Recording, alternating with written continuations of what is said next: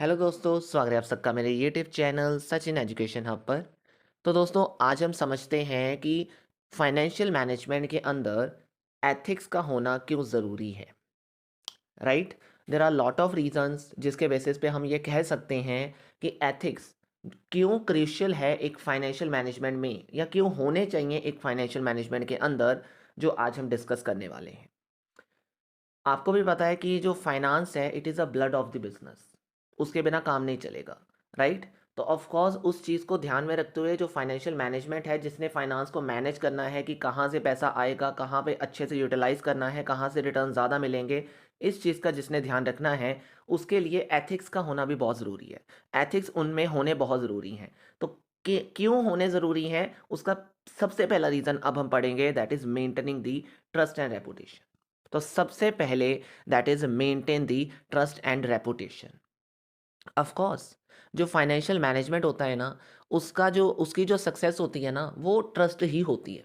क्यों? क्योंकि अगर वो अपने फाइनेंशियल डिस्क्लोजर अच्छे से नहीं देगा ना किसी को, या फिर विंडो ड्रेसिंग करके कोई चीज़ दिखाएगा, या फाइनेंस का अच्छे से मैनेजमेंट नहीं करेगा, तो जो इन्वेस्टर है, ऑफ कोर्स उसका ट्रस्ट, जो विश्वास है, अगर आपने झूठ बोलकर जीता तो उसका ट्रस्ट टूट जाएगा। और अगर उसका ट्रस्ट टूट गया तो आपकी जो रेपुटेशन है वो डैमेज हो जाएगी। तो इसीलिए अगर आप कहीं पे भी थोड़ा सा भी अनएथिकल बिहेव करते हो, जो कि किसी इन्वेस्टर को अच्छा नहीं लगता या किसी पर्सन को अच्छा नहीं लगता, तो उसका अगर आपसे ट्रस्ट उठ गया और आपकी रेपुटेशन डैमेज हो गई, तो कहीं ना कहीं उसका रिजल्ट आपकी सक्सेस के ऊपर आएगा कि आपकी सक्सेस आपको नहीं मिलेगी। तो क्योंकि सक्सेस जो होती है फाइनेंशियल मैनेजमेंट की, वो कहीं ना कहीं ट्रस्ट पे ही टिकी होती है। तो इसीलिए अनएथिकल बिहेवियर से बचने के लिए आपके बिजनेस में एथिकली बिहेवियर होना बहुत ज़रूरी है, यानी एथिक्स का होना बहुत ज़रूरी है। तो एथिक्स इसलिए ज़रूरी है ताकि ट्रस्ट को मेंटेन रखा जाए और रेपुटेशन भी मेंटेन रहे। सेकेंड इंपॉर्टेंट रीज़न है फेयरनेस एंड ट्रांसपेरेंसी। ये कॉमन पॉइंट है every company, every business field में। राइट। तो क्यों फाइनेंशियल मैनेजमेंट में भी अगर हम बात करें कि फेयरनेस और ट्रांसपेरेंसी होनी चाहिए, क्योंकि अभी मैंने फर्स्ट पॉइंट में भी बताया, फाइनेंशियल डिस्क्लोजर्स पूरे अच्छे से डिटेल में बताए होने चाहिए कि इसमें क्या है। मतलब कि अगर एक बिजनेस या सॉरी एक फाइनेंशियल मैनेजमेंट एथिकली इन्वॉल्व है, यानी उसको पता है कि सारा काम सभी को इक्वल ट्रीट करके करना है। राइट। सारे काम में सारी जो ज़रूरी चीज़ें हैं, जो डिस्क्लोज़र्स हैं, वो सारे इन्वेस्टर्स को बताने पड़ेंगे कि उनका पैसा कहाँ से आया, मतलब उनका पैसा कितना आया है, कितना पैसा आगे किस फ़ील्ड में लगाया गया है, कितने रिटर्न एक्चुअली में कंपनी को हुए हैं, उसमें से कितना रिटर्न उनको एक्सपेक्टेडली दिया जाएगा, कितना डिविडेंड उनको पे करने की कोशिश की जा रही है कंपनी की। ये सारे डिस्क्लोज़र्स उनको मिलने चाहिए कि कंपनी किस काम में इन्वॉल्व है। ये सारी चीज़ें अगर हम उनको देंगे, तभी उनकी सेटिस्फेक्शन अचीव हो पाएगी। तो उसके लिए हमें फेयरनेस और ट्रांसपेरेंसी रखनी पड़ेगी, क्योंकि कहीं ना कहीं फेयरनेस और ट्रांसपेरेंसी की वजह से ही इन्वेस्टर्स का कॉन्फिडेंस बूस्ट होता है और आपका फाइनेंशियल एनवायरनमेंट स्टेबल होता है। तो ये सब चीज़ें एथिक्स की वजह से हो पा रही हैं।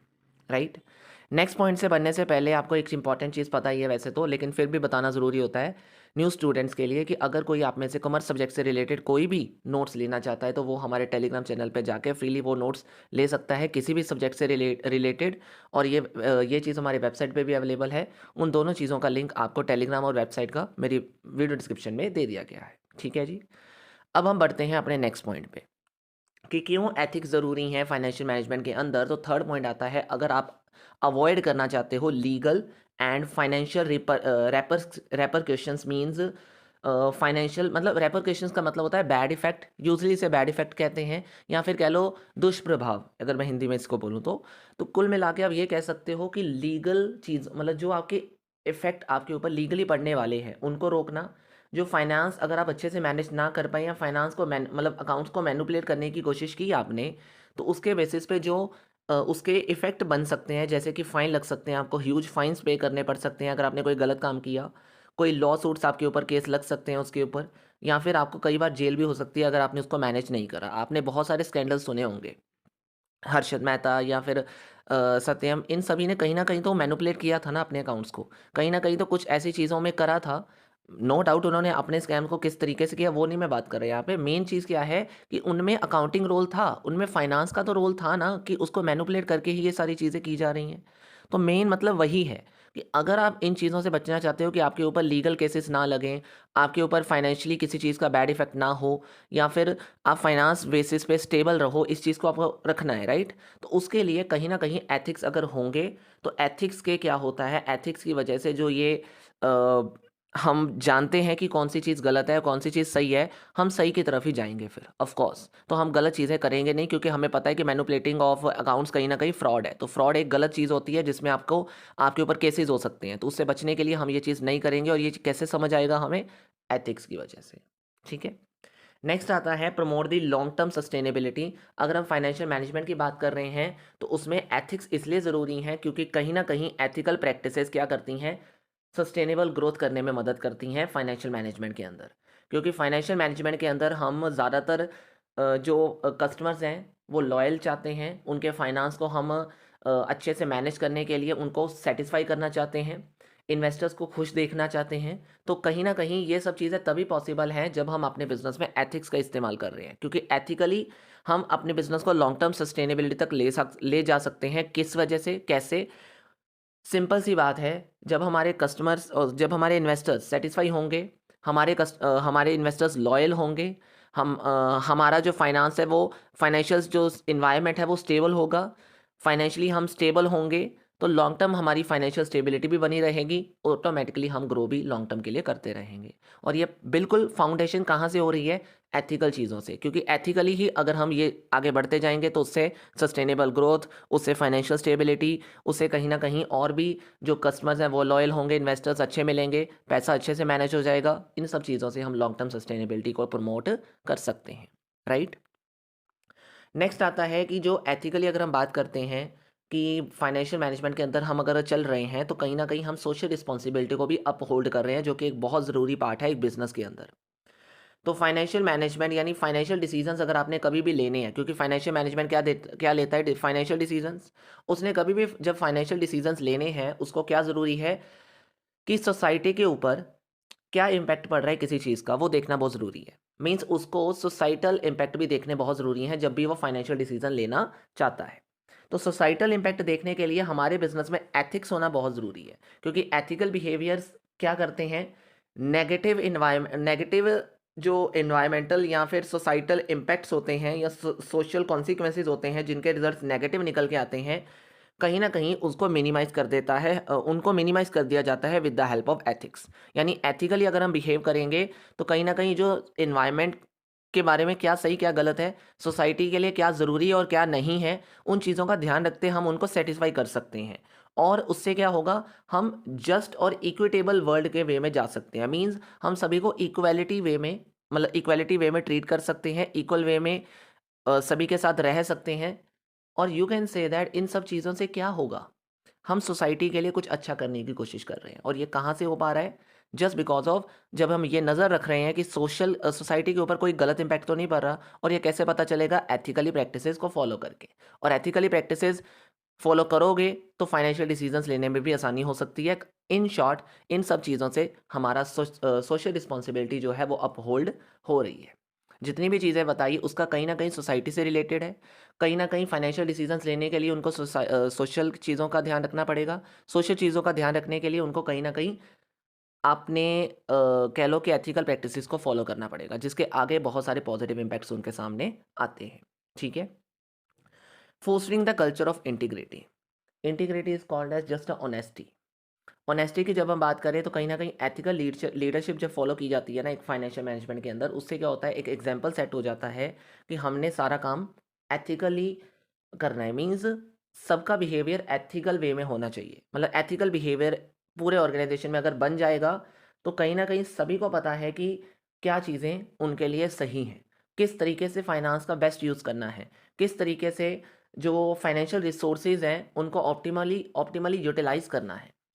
तो इंटीग्रिटी का जो कल्चर है वो इंकरेज इसलिए भी होता है यहाँ पे कि अगर हम सारे ही एथिकली बिहेव करने लग जाएं, एक ऑर्गेनाइजेशन पूरा एथिकल बिहेवियर से भर जाएगा, तो उसमें जो कल्चर है इंटीग्रिटी का वो भी भर जाएगा। क्योंकि इंटीग्रिटी मीन्स होता है ऑनेस्टी के बिहेव पर, मतलब ऑनेस्टी मतलब सच्चाई में रहकर सारा काम करना। राइट। तो ये जो एथिक्स हैं ये पूरे अगर ऑर्गेनाइजेशन में आ जाएंगे तो ये कह सकते हो आप कि ऑर्गेनाइजेशन में कौन सा कल्चर पैदा हो रहा है? इंटीग्रिटी का। ठीक है। तो ये किसकी वजह से हो पा रहा है? एथिकल इन्वायरमेंट की वजह से, एथिकल बिहेवियर की वजह से, जो कि ऑर्गेनाइजेशन में क्रिएट किया गया है with the help of ethical leadership. Right? और ये सब चीज़ें फाइनेंशियल मैनेजमेंट को आगे फाइनेंस को किस अच्छे तरीके से मैनेज करना है, कैसे फाइनेंशियल डिसीजंस बेटर लेने हैं, उसमें मदद करते हैं। नेक्स्ट आपके पास आता है mitigating the systematic risk. Obvious ही बात है, जब हम किसी एथिकल प्रैक्टिसेस को फॉलो नहीं करेंगे, मतलब हम अनएथिकली बिहेव करने लग जाएंगे, तो उससे सिस्टमैटिक रिस्क भी हमारे बिजनेस में हो सकते हैं, जिसका कहीं ना कहीं हमारे इंटायर फाइनेंशियल सिस्टम पे बहुत ज़्यादा नुकसान हो सकता है। इस चीज़ को ध्यान में रखते हुए अगर हम अपने रिस्क को मिनिमाइज़ करना चाहते हैं, तो ये सिर्फ़ और सिर्फ़ एथिकली ही पॉसिबल हो सकता है। मीन्स जब हम अपने बिज़नेस में एथिकली बिहेवियर को फ़ॉलो करवाएँगे, तो सभी को पता है कि किस रिस्क को किस तरीके से मैनेज करना है। मीन्स हम अपने रिस्क को मैनेज करने में काफ़ी हद तक पॉसिबल वे में कह लो कि आगे जा सकते हैं। तो अनएथिकली बिल्कुल मत ट्राई कीजिए। अनएथिकली उससे क्या होगा, सिस्टमैटिक रिस्क ज़्यादा बढ़ते हैं। सिस्टमैटिक रिस्क मतलब एक तरीके से वो रिस्क जिसमें आपको नहीं पता कि कैसे मैनेज करना है किसी चीज़ को। काफ़ी मुश्किल हो जाता है, डिफ़िकल्ट टू बी कंट्रोल होते हैं वो चीज़।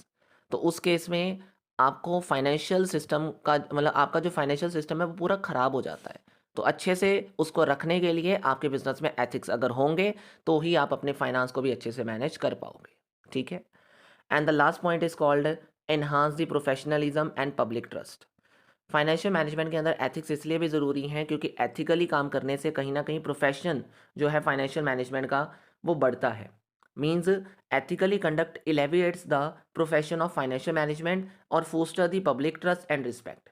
एथिकली काम मतलब एथिकली बिहेवियर या एथिकली काम करने से क्या होता है, आपका जो फाइनेंशियल मैनेजमेंट का प्रोफेशन मीन फाइनेंशियल मैनेजमेंट का जो वर्क है, वो तो इंक्रीज़ हो ही रहा है।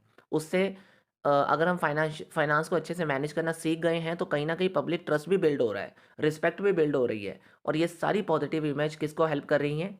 पूरी एंटायर इंडस्ट्री की पूरी एंटायर इंडस्ट्री को बेनिफिट दे रही हैं, और साथ ही साथ फाइनेंशियल सिस्टम का जो कॉन्फिडेंस है वो भी बूस्ट इसमें हो रहा है और प्रमोट हो रहा है। यानी you can simple say that कि जो प्रोफेशनलिज्म है फाइनेंशियल मैनेजमेंट का, वो भी एथिकली इम्प्रूव किया जा सकता है, और साथ ही साथ पब्लिक ट्रस्ट जीतने के लिए कहीं न कहीं हम ये कह सकते हैं कि पूरी एंटायर इंडस्ट्री को मैनेज करने के लिए एथिक्स का होना बहुत ज़रूरी है। एथिक्स हमें ये बता सकते हैं कि फाइनेंशियल मैनेजमेंट के अंदर फाइनेंस को किस तरीके से अच्छे से मैनेज किया जाएगा, कौन सी चीज़ से आपको ये फाइनेंस आगे मतलब सही है, मतलब कौन सी चीज़ का इस्तेमाल करना फाइनेंस के एरिया में सही है, कौन सी चीज़ का इस्तेमाल करना गलत है। अगर हम इन चीज़ों का ध्यान रखना चाहते हैं, तो ये हमें एथिक्स ही बताएंगे।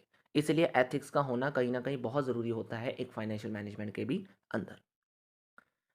तो आई होप जो डिटेल में जो पॉइंट्स मैंने बताए हैं, ये आपको कहीं ना कहीं मदद करेंगे कि ये जानने में कि कौन से ऐसे इंपॉर्टेंट रीजंस हैं जिसमें फाइनेंशियल मैनेजमेंट में एथिक्स का होना बहुत ज़रूरी है। राइट? तो आई होप आपको ये चीज़ क्लियर हो गई होगी, बहुत सारी रीजंस अच्छे से क्लियर हो गए होंगे। और अगर अच्छे से क्लियर हो गए हैं रीज़न, तो वीडियो को लाइक शेयर एंड सब्सक्राइब जरूर करके जाइएगा।